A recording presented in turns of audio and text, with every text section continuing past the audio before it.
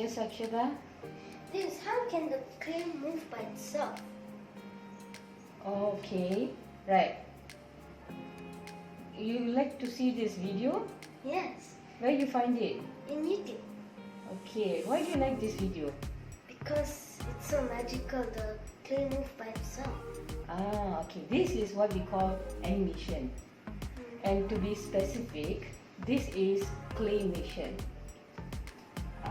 Its feature makes it very interesting, isn't it? Yes. It looks as if the object, the clay is, moving on its own, as if it's alive. Yeah. Okay, do you know how they do animation? No. Well, it's time to open up my journal. Animation.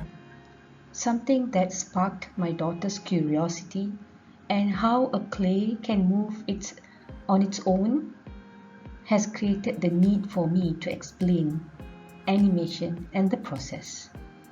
So for that, I have to look into my magical book of technology and media design, and here we go. I had to show her something simpler so that she would understand the process or the concept of animation. So as I was browsing through my Instagram, I saw this video. Check it out. I told the witch doctor I was in love with you. I told the witch doctor I was in love with you. And then the witch doctor he told me what to do. He told me, ooh ee ooh ah ah, sing sing, what I wanna bang ooh. Yes, this is a form of animation, and it is stop motion animation. So this person here has used 4 frames per second. She snapped a photo of herself in 4 different instances, which created an illusion that the chopstick is being pierced into her head and it comes out the other side. So basically this is animation. My daughter's interest in watching that claymation video really sparked my curiosity. Why is stop motion so popular and well received?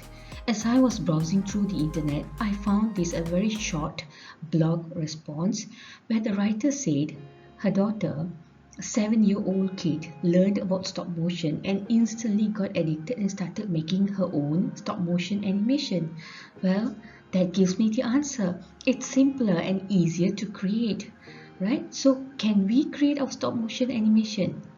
That's a question that I'm going to ask my daughter and tell her that it is possible. Now, what makes stop motion even more special is that it brings inanimate objects to life. Like my daughter said, it creates magic. It helps us to visualize a fantasy. Imagine you seeing all your stationary items moving on its own. Well, that gives me the thought, the next time you watch horror movies, if you notice chairs and tables moving on its own, better not trust them. It might be animation too. Well, since I have asked her the question, do you know how animation is created? I better come up with an answer. So this is what I did. Looking at the Instagram post, I understood that every frame creates movement. Therefore, I decided to experiment. I created 8 frames of pictures of my sticky note dropping off and moving from one location to another. I snapped every shot as I moved the sticky note from one location to another. So I had like 8 frames per second. Then I just used those images. I used my handphone to snap pictures, and I used those images in my camera, in my handphone, to create a GIF file. A GIF file is actually another simpler form of animation which we can create using our normal smartphones. So here is the outcome. As you can see, the sticky note seems to be moving on its own. Eerie, isn't it? Now the best way for her to really understand stop motion is to let her try. So I gave her a smartphone and some clay, and this was the outcome.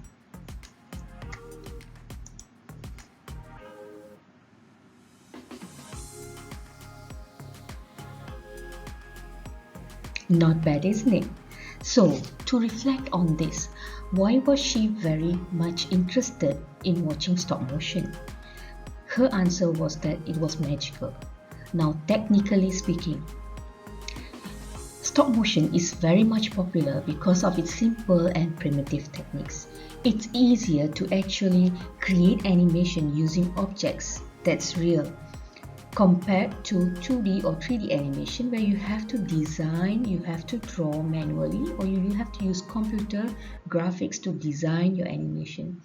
So in comparison to that, stop motion animation is a lot simpler.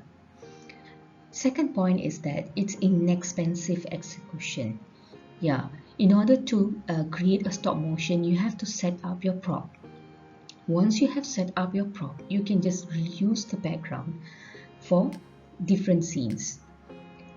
Not only that, to come up with your own stop motion, you only need a smartphone and a video editing software. And with later smartphones, you don't even need video editing software.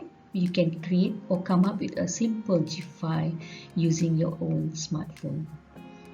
And the third aspect is that realism. Physically real props are being used in stop motion that creates that realism. So seeing real objects coming alive creates some kind of sensation. So stop motion is not only popular among children, even adults enjoy watching stop motion because realism creates that impact. The journal is closed. A great reflection upon what is animation, especially zooming into stop motion.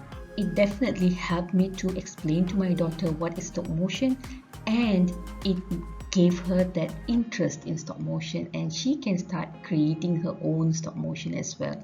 Right. Upon reflecting on it, technically, I actually feel that it's the effort behind every frame that makes it very much successful. Because to come up with one smooth scene, you have to come up with at least 30 frames per second, at least. So no wonder stop motion is still the best kind of animation among the others, and I enjoy it too. Well, that's all for today. See you another day with another question from Akshada, another technology and media design problem to be solved.